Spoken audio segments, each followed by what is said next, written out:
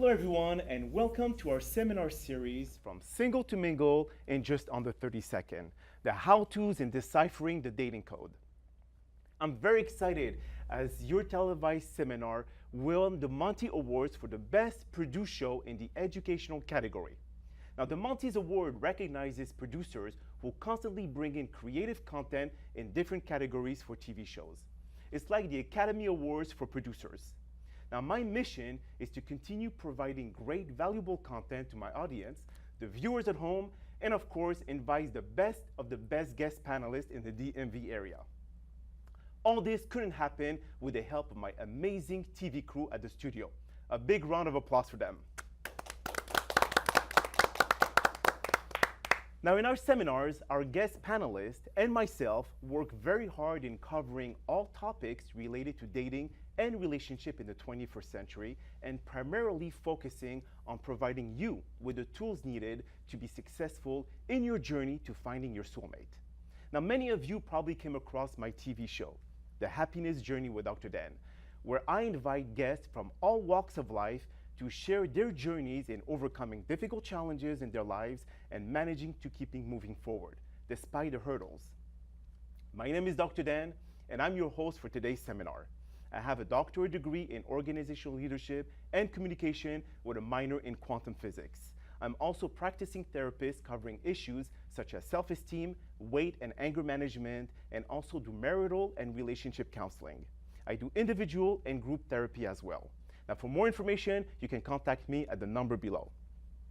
Now, it is time to introduce our guest for today's seminar. Now, all experts will have the time to share their expertise and education with all of the 800,000 Montgomery County residents and also our live audience.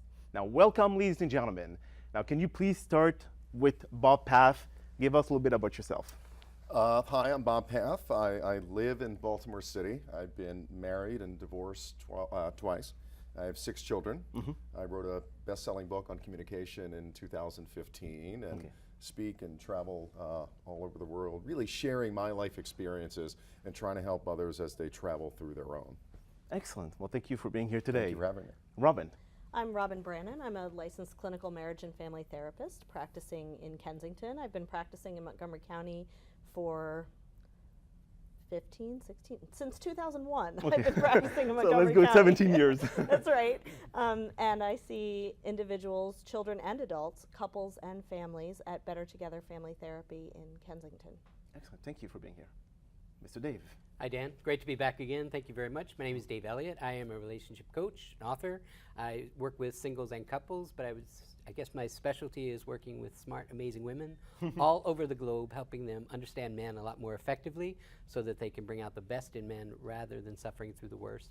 Oh. And I'm just glad to be here. Thank you very much. So bring the best out of men. What about women? I said my clients are amazing. Okay, good. Good comeback. Nikki. Hi, I'm Nikki Nardo. I am owner and the coach of Prepare to Be Pursued. I'm a dating preparation coach. So I offer services to help women, again, get back out there. Essentially, women that have been out of the dating game and have doubts about their next relationship. I get them ready to have the confidence to pursue the love life that they want. I am a certified professional project manager and also a certified professional coach. Excellent. Well, thank you all for being here today. As you know, we're going to be talking about the do's and don'ts after divorce and how to move on, etc. So let's get started. I'm going to ask questions to all of you. You can all join in and just give your feedback. Either you approve or disapprove. Let's start with you, Bob. Now, after divorce, how do you know that you're ready to be able to take the step forward to move on in your life? Wow, doesn't that question sort of frame everything? You know, the most important person I think, and I tell people, Dan, that you can communicate with is yourself. And I don't know that we really do a very good job of that. As a matter of fact, I would argue that we don't do a very good job of that. So the first thing I would suggest that people do is step back, you know, because it's a traumatic time, it's a traumatic loss. You have to get used to yourself. How did I make these mistakes? Why did I make them? You've gotta get to know yourself all over again, and you've also got to heal. So I think the most important thing that you need to do when you've come out of a divorce situation is really to step back and to breathe and recalibrate and just, relax. Too often we panic, we want to jump into the next relationship, right? We want to make the Bouncing. next mistake, we Yes. bounce into something because we're frantic and all those things. And I would just tell people to relax and breathe. Okay, excellent. Now I know, Nikki, that you do have a similar question when it comes to ready to date again. Now, what is your feedback on this one? Oh yeah, I couldn't agree more with what was just shared. It's been my experience with the women that I work with, the clients that I have around this, where they do exactly that. They're frantic, and they immediately want to get out and dating. They're like, Nikki, how do I get out there? Where are the men? Let me get to the Where are men. the men? And my response is always, that's always a red flag for me. That, have you really done your work? Are you clear about the fact that there could be things that you might need to visit and change? A lot of times the women are not aware that there are things that they can be doing differently because it's so traumatic. They feel like something's been done to them rather than investigating the things that they've done that likely could have contributed to the results of the marriage. So. Okay. Now, Robin, how do you go in, as you, especially after divorce, you feel that you've made a mistake of choosing the wrong partner. So how do you avoid making that same mistake again? That's a really great question, and I think it speaks to what the other panelists have said as well. The healing piece is extremely important. Being self-reflective, going back and considering what you've done that contributed to the challenges in the relationship, making sure that you've got strong listening skills, that you're able to self-soothe when you're upset about something. Those are extremely important skills. And doing the change that you need to do. Go into therapy if you feel that you need to. If you're really experiencing a lot of emotional distress about the loss, you absolutely need to process that and make those changes yourself individually. I was saying to them earlier that if you've dismantled a relationship, you've taken apart a jigsaw puzzle with 2 pieces in it. I love that. And if you don't change the shape of your piece of the puzzle, you're going to get right back into the same puzzle again. So you really Interesting need analogy. to adjust the shape of that puzzle piece so that you can find a different kind of partnership. Interesting.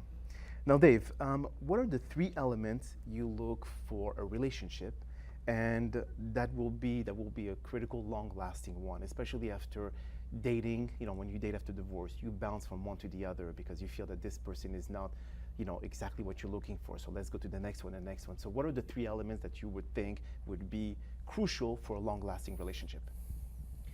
Let me just start by adding one other thing to what. Yes, to please I go agree ahead. with everything you said, and I wanted to add. I think about changing your puzzle piece, and on the other side of that relationship, I think when you can come away with gratitude for the lessons you learned, for who you are, and walk away with your head held high, and you're not feeling shame or guilt about any of that, and you feel like you're ready to move on. That's like a key that says you've processed it and you're ready to move forward. In terms of the things that would make a sustainable relationship, I would look for similar values. I think that's key. People who have similar things in common and have similar goals, things that they want, the same things. And I would say that the important piece is looking for someone who is willing to. You're going to grow and you're going to shift and you're going to change over time. But I think someone who has the desire to grow and shift with their partner, so that you understand. And it's one of those things where we're going to move through time. If you're talking about moving together, being together for 20 or 30 years, people are going to grow at different rates and changes. And I think it's a commitment to just love that person, see the best in them, even when they're not always showing up at their very best in that moment, but still being able to see the best in them. So I think that's a pretty important aspect of it as well. Interesting. So this is basically a question for all 4 of you. What kind of advice would you give to someone if they cannot assume their responsibility to say that it was their fault, that they will always point fingers at everyone else? Run About like hell? The Oh. demise, about the demise of their relationship or the divorce, exactly. Listen, as Nikki said, we all contribute to the success or failure of a relationship. When my relationships failed, I wanted to know why. What could I have done differently? And so I think you have to do the deep dive and figure out. We live in, Gandhi said this years ago, and I was happy to hear he said it when it was in my book. Before I found out he said it, we live in fear. We're Good point, paralyzed by fear.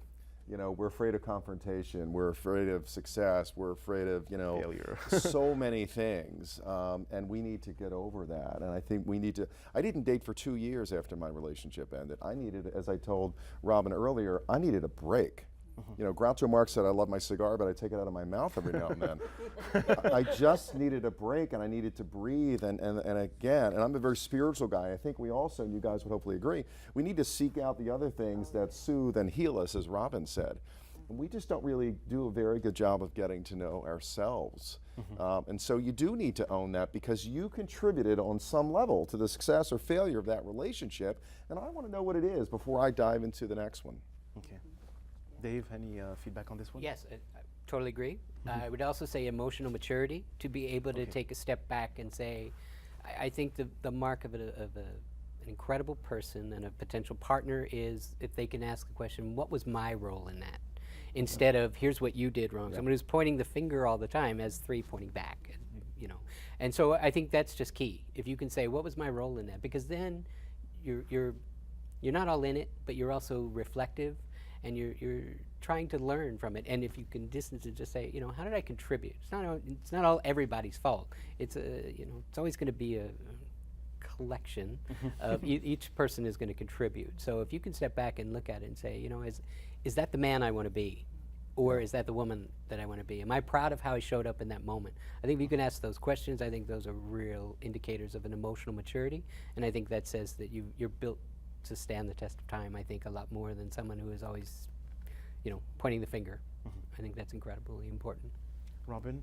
Any? Yeah. So once again, of course, I agree with the other panelists, but I think as a mental health professional, what I notice is there are certain circumstances where it's really easy to point the finger at the other person, especially if there's been violence in the relationship, if there's Domestic, been substance abuse, if there's been a serious breach of trust. And I think what people don't often realize is that those are relational dynamics also. Even though there may be an individual who seems to have perpetuated a particular behavior or suffered from a particular symptom that really had an impact on the relationship, your partnership with that person also had an impact. And those are the times when you really need the help of a licensed mental health professional to change those patterns. Patterns around domestic violence, patterns around substance abuse don't change on their own, and they don't change just by reading they don't a book. disappear. You really need professional support to be able to change those patterns. Beautiful.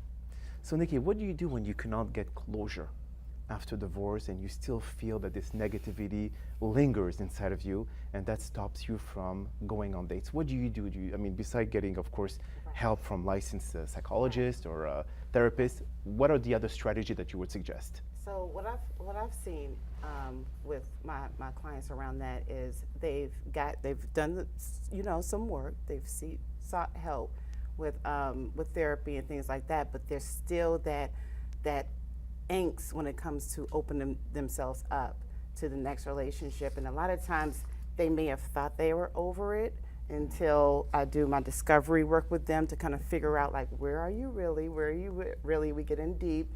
And they discover that, you know, a lot of the fear that was talked about earlier is still there about what happened. You know, there's some lingering questions. This wasn't my choice. You know, I didn't choose this. How do I get past? And then, you know, the questions come up. How do I get past this in order to move on and open up? And my approach to that is really to get deep on the fear itself, and just remove that obstacle. And you'll be surprised, you know, if someone has done the preliminary work, you'll be surprised how quickly they can see changes in their life when you get clear about the root of what's keeping someone from advancing, and then just attacking that. You know, you'll be surprised how quickly a person could see some drastic changes. So interesting. Well, thank you. Now, Bob, at what point when you start dating after divorce, do you express what you want in your new relationship? I mean, do you feel that the other person will say, well, he's too demanding? How do you express it? It's a great question, and I can only speak to this personally. And again, I talk about the book. It's my personal journey. I like to do that early on. I really do, and it goes back to we need to be careful of the dialogue and the words we choose, and not pointing that finger at other people. I think we have to express how we feel, what I want, what I'm looking for, instead of saying you don't do this or you don't give me or I think we really need to own what we want. So I like to, a couple things that folks might disagree with, and I'd love to have your thought on it, is I like to know the person's history.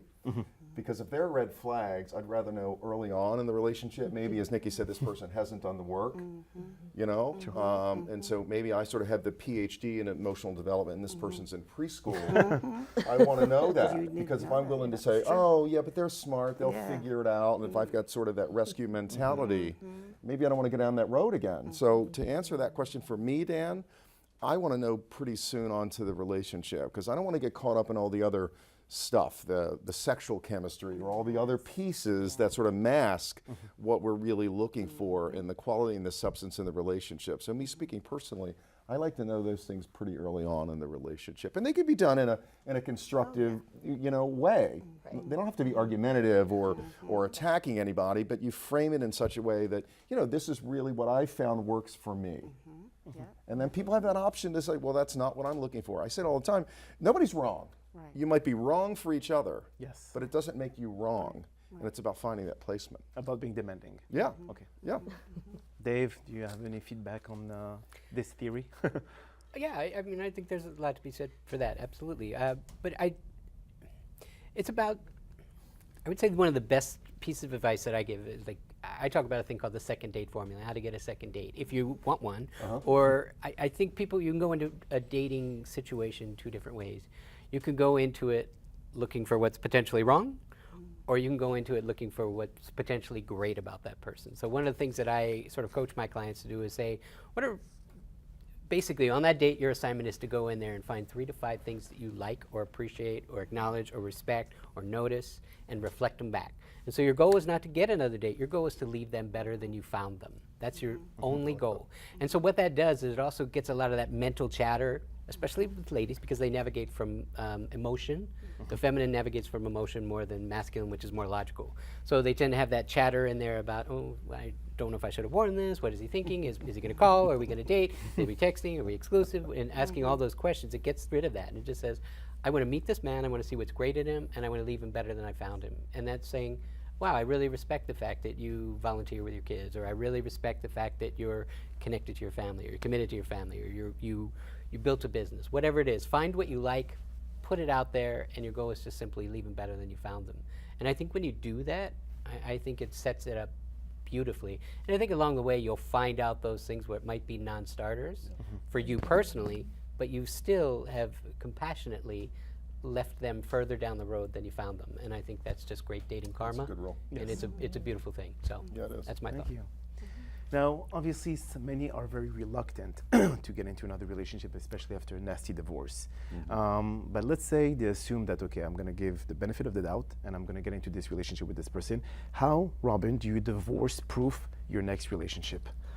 The universal question. That is the universal question, isn't it? And Yeah. we have folks on this stage that are doing all kinds of different things that help people to divorce-proof those relationships. There's coaching, there's marriage enrichment, organizations like bettermarriages.org that do that for free, that you can really engage in that. You have to be willing to put in the work in the relationship. You have to be willing to do your individual healing first, as we've said again and again.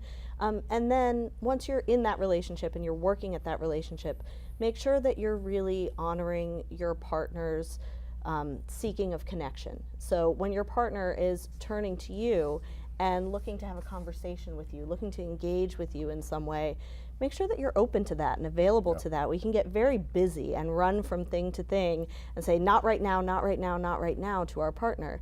But if we're never present for that moment of connection, then we really don't have a relationship. So it's very, very important to do that, what John Gottman calls turning toward your partner in moments of potential connection. Well, and also I'd say to Robin, to that point, one of my favorite books is The 5 Love Languages. Yes. If you don't know what you want, how's anybody else, how can they possibly know? And so many people I talk to really have no clue. Either they haven't read the book, they don't know really what they want and the order in which they want it. Like which one is the most important to you, which one's the deal breaker, as Dave said, the non-starter. You know, what are those things that are important to you? Like I tell people now when I date, it's like, I know what I want, and I do.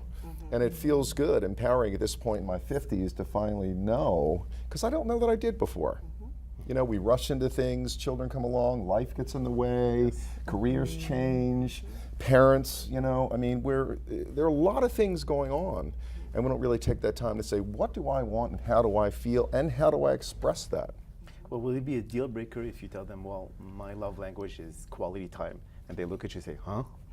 Would you say, okay, this person doesn't I'd seem certainly to know pause. much? I mean, I would certainly pause, as Dave was saying about, you know, and so if there were other things in the relationship or about the person that I like, but that's where the dialogue needs to occur. So if I want physical touch in the form of when I come home every day, I want a hug. And I want it every day. And this person says, oh, I have to hug you again. I have to hug you again. And then I'm like, can you give me 3 out of 7 or 5 or whatever? And they're like, okay, negotiate here. okay. So we're negotiating it, but Right. you know, Yeah. to some extent. Compromising, yes. And then I have to decide whether or not that's okay for me. Or that's so high on that list, whatever it is, that I can live with that. And here's the thing too, be sure you can live with that. In the early stages of a relationship, everybody looks great over candles and a bottle of wine, and you look better after 2. Yes. You know, so Or after just a few really, glasses of wine. right? You're like, your name was again? But you know, but really be sure that you can live with that. If I could add on that, I think that's super important. And everything that you shared as far as understanding who you are, what you want, and that whether or not you can really work with something or deal with something is hugely important. And that's where I really focus and hone in on ladies. And I asked my series of questions around that, and a lot of times, I'll say 85% of the time, I've never thought about that. I don't know. And so we have to do the work, do some assessments, 5 love language, you know, personality evaluations, things like that to really have it on paper and clear for them. This is who this is who you are. Reintroduce themselves to themselves, kind of thing, so that they'll have a sense of empowerment when they're going out there meeting people. Because, like you said, everyone looks great, you know, first when they're working so hard to impress and everything like that, and then before you know it, all the endorphins and everything else go down, and whatever other, you know, chemical things happen when you're meeting someone new. And then you're left with a real person, and it's like, wait a minute, what did I sign up for? So understanding what you need in advance of dating, I think is even, you know, really, really super important. Like for me, for instance, when I was dating before I met my boyfriend, and I was very clear for the first time in a long time as to what I was looking for. So when I was, you know, dating someone, it was just like, okay, this isn't working. And I had the confidence to say, all right, let's go ahead and end this before it gets too far. And, you know, no hard feelings, just move on. That's right. And when I met my now boyfriend, it was just evident. You know, you'll know it when you see it, when you've done the work, you know, and then you can invest that time, and then you can continue to get to know them. And then, you know, it just becomes less anxiety filled when you've done that type of processing ahead of time. So it's like you've already kind of like envisioned what the situation will look like in a realistic way without going overboard. Now, if you go back to, you mentioned that you had 6 kids, Yep. right? And all of you have any kids? I have 2. You do? Okay. When is the best time to introduce the kids to your new relationship? Is there like a specific, when you feel that, okay, this person is going to stay with me long time, or no one can really predict, but when do you feel that it's the good time to introduce? You know, again, my personal experience is it's somewhat subjective, but some great advice I got from a therapist one time was, she looked at me and we were talking, and she said, Bob, don't date. And I looked at her like, what? And she said, just hang out. And I said, what? This is a new But it was term. great advice. And what she said to me was, do the things that you would normally do, like if it's going to the dry cleaners or getting gas or whatever. See people as they really are, away from the candlelight and the wine and all those things. So one of the things I've incorporated, I think over the course of almost 9 years now, my children have met, I think maybe 2 people. Okay. And I had a tree trimming party one year, and I invited a bunch of people, and in that crowd was a woman I was dating, which was a good way to sort of introduce her into the mix. I didn't tell my children, but you get to see how people interact with each other, interact with the children. I had a date with one woman who had children, I had children. I said, we're just gonna I told my kids, you know, we're gonna come to your lacrosse practice and we're gonna go out for pizza. This woman was entirely different with me than she was around all the kids. And it was cute. My son thought she was gorgeous. He was thinking like a boy. My daughter said, Dad, she's not for you. And I said, honey, really? And so it was curious. And she said, she's just not nice enough or friendly enough or personal enough. And maybe that was a tough situation to put her in, although I didn't really think so. And I want to know that. And really kind of ended after that. So I don't want to wait too far down the road, because if there are those issues and a different person presents themselves in front of my children, I have 2 in their 30s, 2 in their 20s, and 2 teenagers, so I cover most of the spectrum. You know, I'm old enough to have a son who's been married and divorced. Yeah. And so it's painful seeing that when your kids go through it. But I really think, Dan, just from my perspective, it's different for everybody, but that's how I like to approach it. And it's worked for me. Because if I'm far down the road and I'm ready to marry this person, whatever, and it's a disaster with my children, because I will tell you, and I tell people when I date them, particularly if they have children, your children have to come first. I'm an adult. I don't do the jealousy thing. I'm an adult. Your children come first. My children come first. That's how I look at it. Doesn't mean, you know, we're going to have a different relationship from that. But the children have to be important, and they know they have to be valued. And, you know, it's like, I'm losing dad or I'm losing mom to this person. You gotta, there's a whole process around that. It's a great question. But do you feel it's more competitive for them that you put now attention to someone new? Well, it could be, but I think it comes back to the communication piece. What I say, you need to, and I'll give you an example. In one of my relationships, you know, one of my wives married and didn't tell the children. And they showed up to that. And so I thought, and Robin, I'd love to hear your thoughts on this. I thought what's going through their minds is, if mom can do this, can dad do this? And so what I said to them is, I'm really sorry, that must have hurt. Instead of throwing mom under the bus, that's not, mom's an adult. Yeah. But I acknowledged and said, that must have really hurt. I'm really sorry. And just so you know, dad's not going to do that. If I find somebody and I love, it's going to be a celebration. We're not going to run off and do this. Las Vegas. You know, you're going to be part of it, because it'll be a celebration, and I love you. And so what I did, and Robin, hopefully as the therapist on the panel, you would agree that, you know, I wanted them to feel like, because one of the fallacies I've found, Dan, is people say all the time, kids get it and they figure it out. And I don't know that they do. I think people draw conclusions based on the data that's presented, but it could be totally off base. And if you're dealing with a person who's not stable or manipulative or whatever, that's evidence too that the kids have to process. It's very difficult for adults, let alone children, to navigate their way through these things. Yeah. So Bob, you've hit on one of my critical rules, which is no surprises, right? You don't want to surprise your Love that. children with, hey, this is my new partner. Yeah. That conversation should be happening ahead of their first interaction with that person. Yep. I do disagree a little bit with the approach of exposing them in a sort of more relaxed setting first.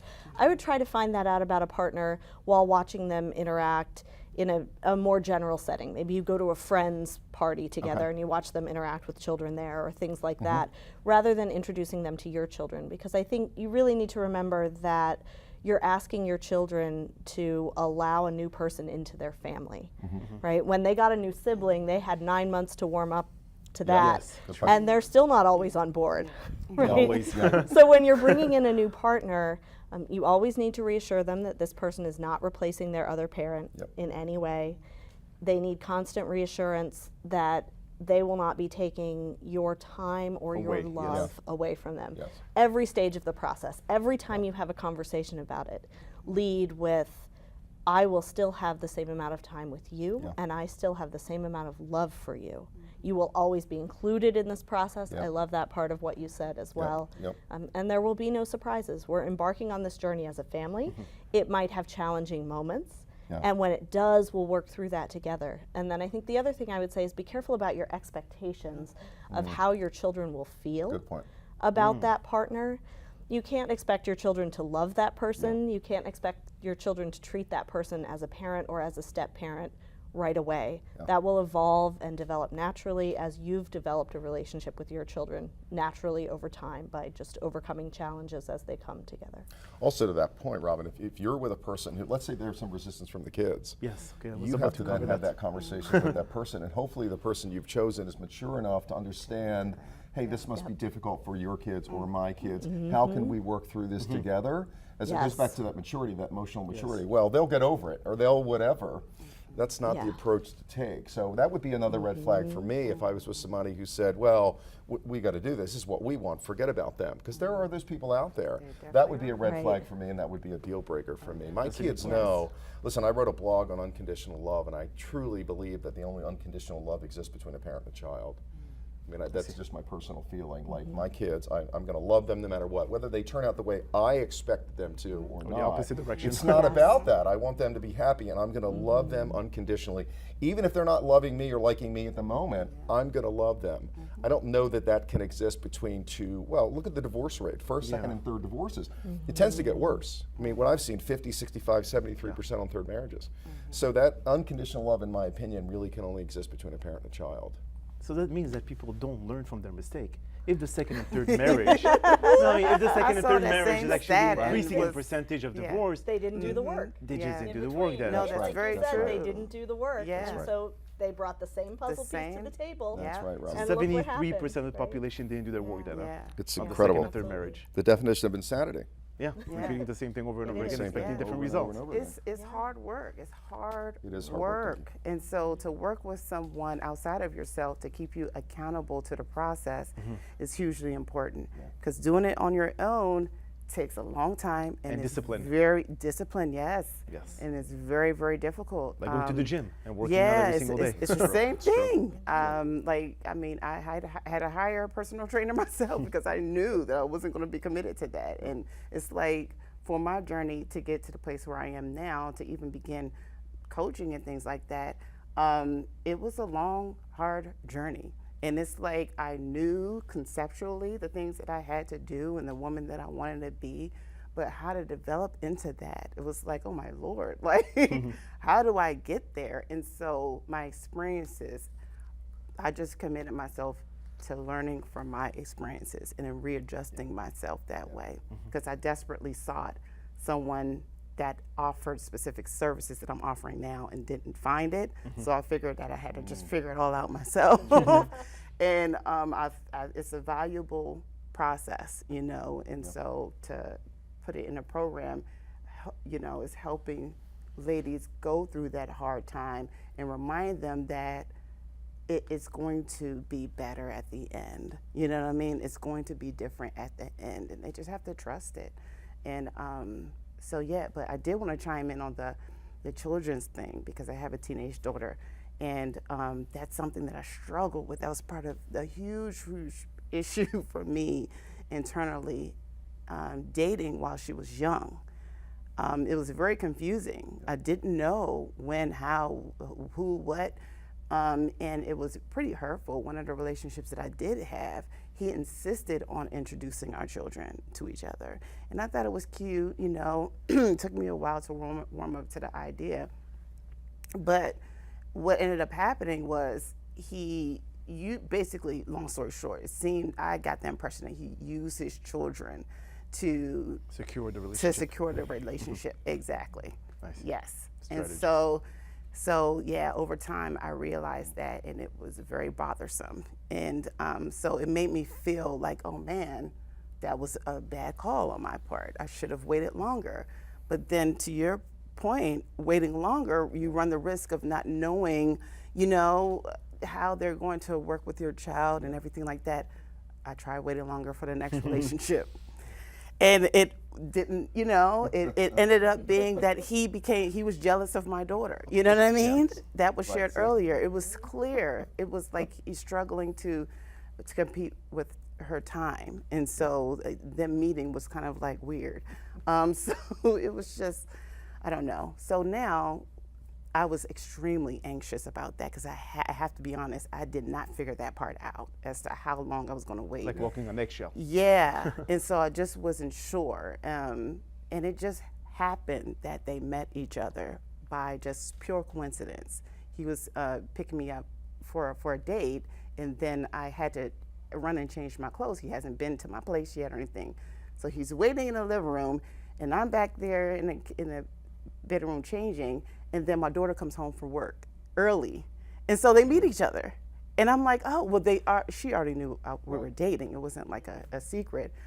But that's how the meeting happened. It was very natural. So it was not staged. Yeah, it wasn't staged. It wasn't rehearsed. Neither was prepared. And it just happened that way. And she was excited. She was just like, okay, you're getting ready for a nice date, okay? And she helped me prepare and everything like that. And so what was important for me to help me calm down through that was that they got along. you know, and that I communicated to him how important that was. Like, she needs to like you, you need to like her, like, or at least respect each other enough. Nothing's guaranteed, but at least respect each other enough to try. So far so good. Thanks for the story. Yeah, no I had an problem. important distinction. Yeah, to the please. Kids question. I think it's about age is an important distinction here. Your kids and Yeah. yours sounds as older too. Yeah. I think if your child is under 7 or children, I would wait longer. I would err on the side of caution there. The thing to understand about a child's understanding of the world is children are essentially myopic, meaning they think the entire world revolves around them. Yeah. And in a lot of maybe great ways, it probably should. The reality is, as adults, we all know it really can't. But they'll find that out sooner or later. But, so it's better to find out Hopefully maybe a little sooner. later than soon. And especially that because, again, if someone like a situation where someone is trying to use the child as the glue to keep things together, you know, if they've already seen a breakup with their parent, probably, and then you bring in another series of breakups, children learn to love by the example that their parents set. And so that's foundational at an early age. Anything that happens before the age of 7 is really, you're just setting the table for that. So I would be really, really careful about that. After, you know, in teens, maybe a little bit, it's not quite as critical, I would say. I'd use the word critical.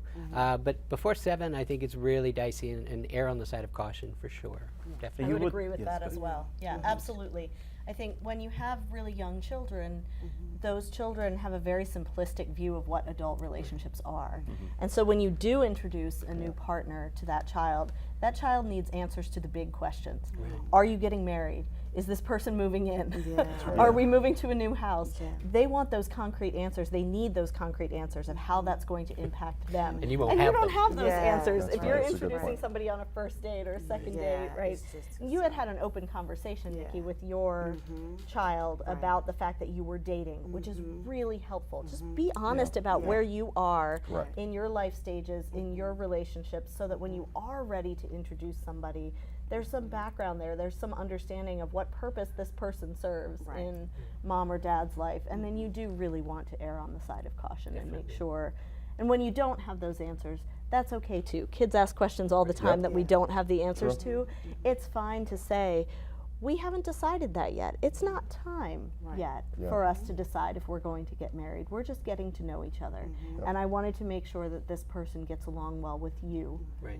before I even think about making that decision. So it's okay to be transparent about your own process and your own decision making. You're really modeling that for your child. You're teaching your child that we do make careful decisions about long-term relationships. Good point. And the thing I forgot to say about that is like if there is a breakup, a lot of times a kid's perspective on that Yes. is, oh, maybe if I was better. Yep. They always make it about Yes, themselves. that's true. Yeah. And so you know, they don't need to have that happen again and again and again. Because Absolutely. again, now you're really Because poisoning the that kids, I well. think, tend to absorb the kind of relationship they have with other people. So they look Right. at their parents. If the woman like dates so many men, they say, "Oh, this is how relationships supposed to be," Correct. Right. and Yes. vice versa. Right. So then, and this, I'm not Foundation. sure what specific age is it. Like from 7 to 10, this is when they start not really understanding the intricacies of relationship, and this is when they repeat same behavior. When they Yeah. grow up, they become like their parents. That's right. So, and actually, Dave, you wrote in your book, you focused on the acronym called ALWAYS. Now, is it post-marriage or is it post-divorce? Or I mean, pre-marriage or is it post-divorce? Oh, it's Is it definitely applicable in both sides? Well, I would say that post-divorce is still pre-marriage too, because you're thinking about the next one. So the always formula is something that I came up with. Essentially, I was invited on Fox Television to discuss Kim Kardashian when she got divorced from the NBA player after 72 days, and it was yeah. big news. And they wanted someone to come in and talk about it, and I didn't really. I don't know Kim, so I wasn't in a position. Is it a good thing or a She bad didn't thing? call me last night. We didn't chat about it. And so I wanted to pivot and turn it into a teachable moment, essentially. So I created this always formula. And I What does the basically- acronym ALWAYS mean? So always is about the 7 things to look for before you decide if this person is marriage material. And it's, so I may forget this in clear of light. It's about aspirations. What do you want your life to look like? Do you want similar things? You know, that's an important distinction. Links to family. Are you close to your family? You're really disconnected. You want to be kind of complementary, and we're able to work on that. lifestyle and health. Like, is one person a gym junkie and is one a junk food junkie? That's probably not yes. going to be sustainable long term. And that's a big thing that I look at. Is it obtainable versus sustainable? You want to look for sustainable when you're talking about marriage. And then W is about wealth. Wealth. Is one a saver, one a spender? Is one got racked up credit and one, never spends anything? These are problems that are going to be almost Coming up quickly. not sustainable, Yes. essentially. The A is about always faithful. That's an important one. Some people are a little bit more flexible on that, and other people are all absolute fidelity, total deal breaker. And so again, you just want to be on the same page with it. The Y is about youth and children. Do you want kids? There's one person say, I've had kids, don't want kids, never want kids. These are important distinctions. And the S is about spirituality. Like, what do you believe? Is church or synagogue or something? Is it a part of your regular practice or your meditation? Do you believe in a higher power, or are you an agnostic or atheist?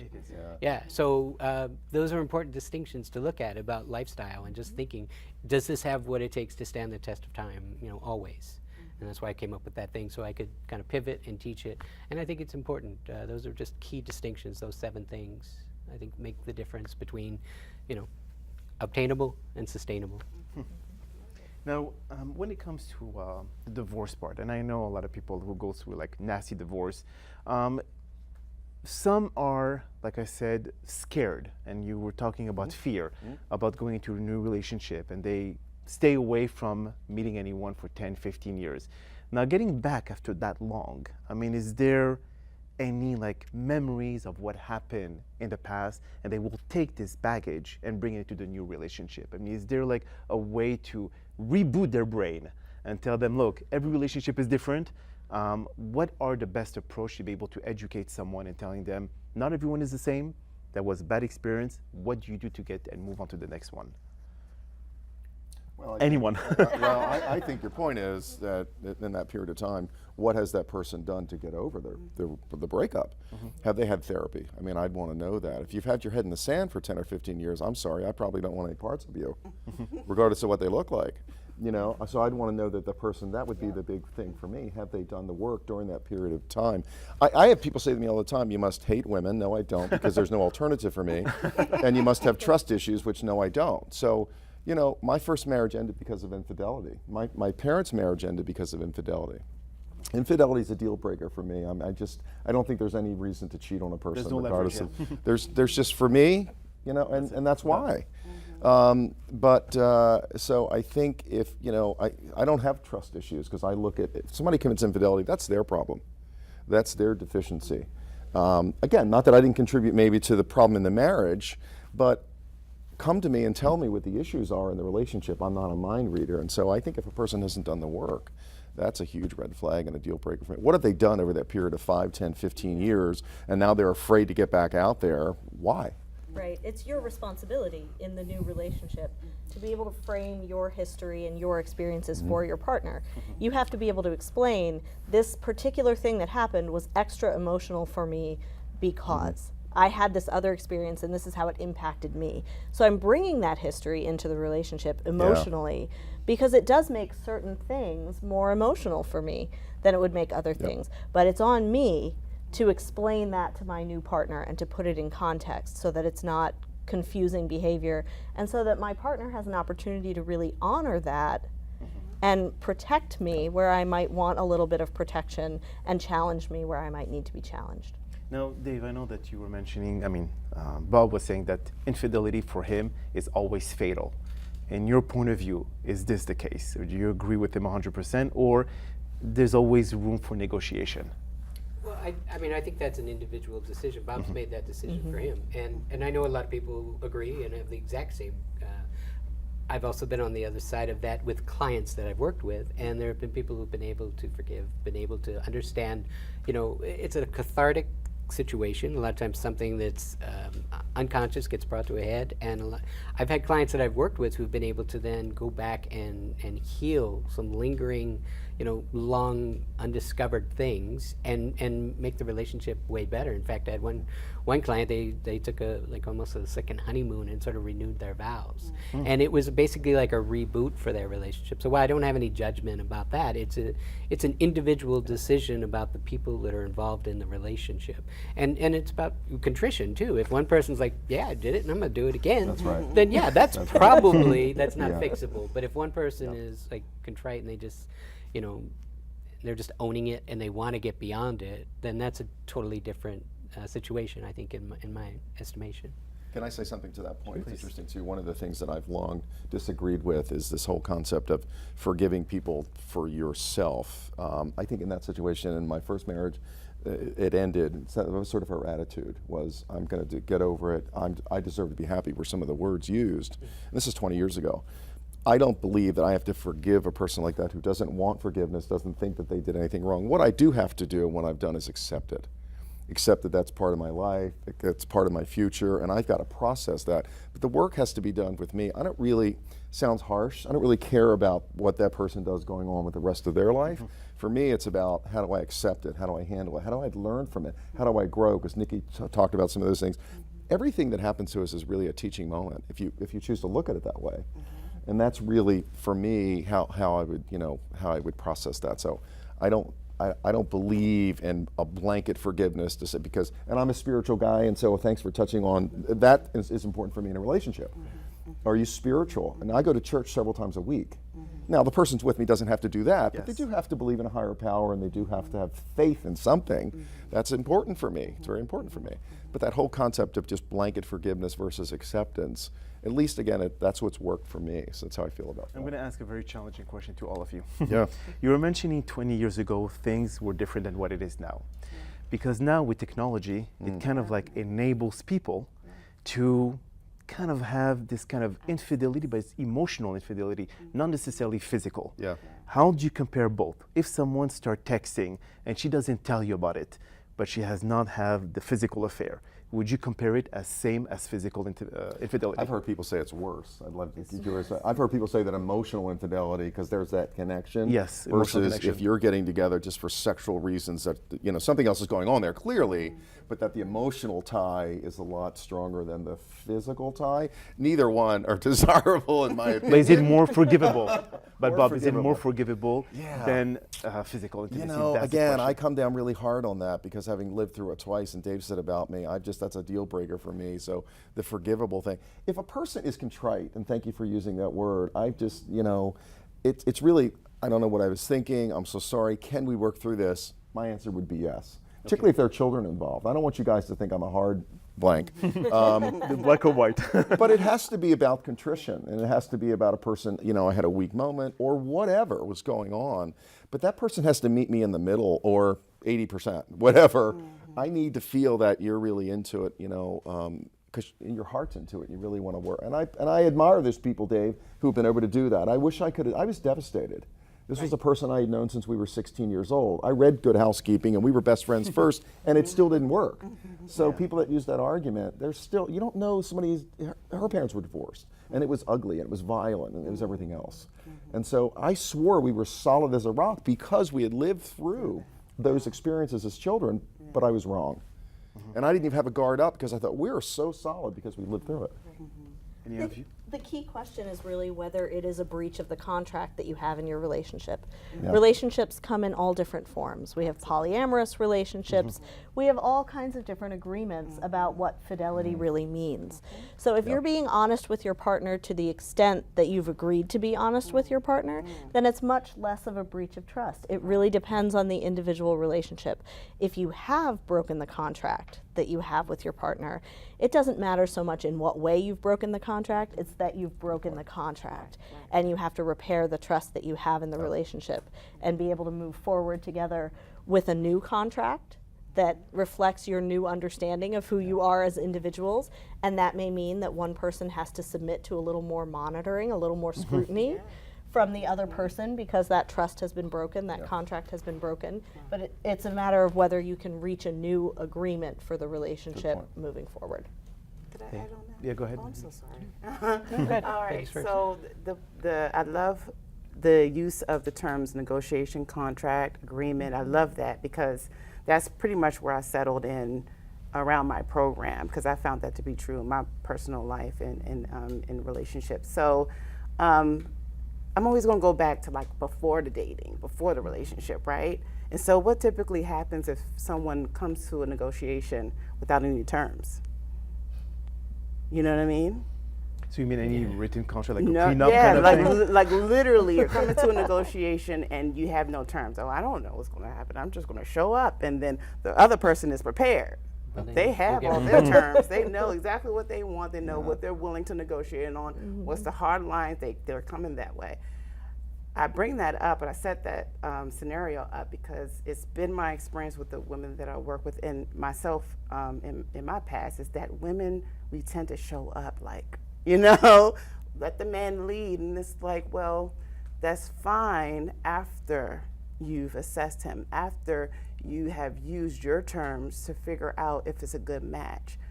We have to figure out what our terms are, because what tends to happen is without that investigation, you go into a situation and that conversation never happens.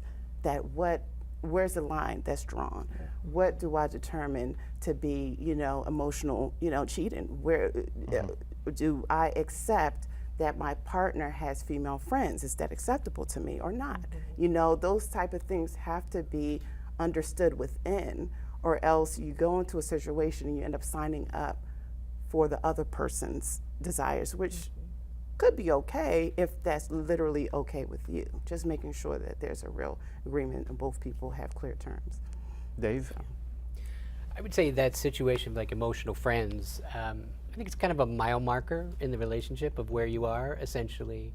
And I think the question is, or I'd also say it's like a sort of a cancer diagnosis. There's a cancer in this relationship, and we're going to have to do something with it. And either it's going to be fatal, and it's going to end the relationship, or we're going to go and get that treated, we're going to get that handled, we're going to, what I said earlier about maybe one of the best questions you can ever ask is, what is my role in that? Because you automatically have to say, okay, someone has stepped in to fill a role that maybe I should have provided. So this is an awakening for me. What do I want to do with that? Do I want to step in and have that role, or do I want to just abdicate the role and walk away? And that's a very personal decision that people need to stand up to or walk away from. But I think, one of the things my wife and I talk about all the time also is, yes, the question, do you want to be right or do you want to be in love? Very different. And so you have to just make the decision, like, am I going to grow past this? Again, I said that earlier as well. Do I want to grow past this? Do I want to step up and say, where was I not giving that? Or what else do I need, and what am I not getting? And am I communicating that effectively? I think what we were talking about earlier too, I think relationships is about, at a level, it's kind of about conditioning the behavior you want to see. And it's about saying, like, this is my love language. This is what it takes for me to feel incredibly loved. And it's okay for me to feel incredibly loved. And by the way, I want you to have that too. What needs to happen for you? Now, if two people are coming into a relationship and they're, negotiating that way, I think sky's the limit. A lot of great things can happen. So it really is, it depends on where they are in the relationship. Is it fixable? Or maybe it's not. It just depends on where they are. And are they willing to do the work to get beyond it? But after a violation of that trust, either emotional or physical, Sure. some people, as you mentioned, they will, like you just said, forget about it, I'll Right. move on. Or they say, you know what, maybe I still feel this person has, true feelings for me, and we should at least discuss and figure out if we're going to move forward or not. It has to be agreeable on both parties. Plus, look at the Yes. state of the relationship when that occurred. Maybe that was just a trigger and then you start thinking, well, I wasn't really happy anyway. This thing happened. That was the final straw, perhaps. And a lot of times, an affair could be that really breaks the camel's back there. Maybe other things were probably going on. Nobody was talking. Definitely. I think the bow around this whole thing is really communication. It all comes down to really just putting it out there, and this is how I feel, this is what I tell people all the time, if I wake up, my goal is to make you happy, assuming I know what you want. There's that responsibility on your side, and yours is to make me happy. I tell people, I want you to be happy. Whether that's with or without me, we all have a right individually to be happy. And Nikki, you touched on that for your clients too. Like, this is what I want. Own what you want. It's okay to want what we want. Absolutely. Absolutely. Yes. So communication, all nice and Is neatly key. tied up in the bow, right? Yeah. But I'm going to add a piece of ribbon to that bow. Sure. We're Also, almost getting done help here. when you need it. Yep. Right? Yes. And making Absolutely. sure that you're getting qualified help. You need to make sure that the therapist you're going to, if you're going to therapy trying to improve your couple's relationship, is qualified as a couples therapist. They either need to have that LCMFT after their name in Maryland, or they need to be able to show you that they've completed a specific certification in couples therapy. Therapist doesn't mean couples therapist. You really need to be able to find the specific resource that is equipped They to have the help you knowledge, yes. with your couple relationship, not just to help you heal and grow individually. Thank you so much. Well, folks, that's all the time we have for today.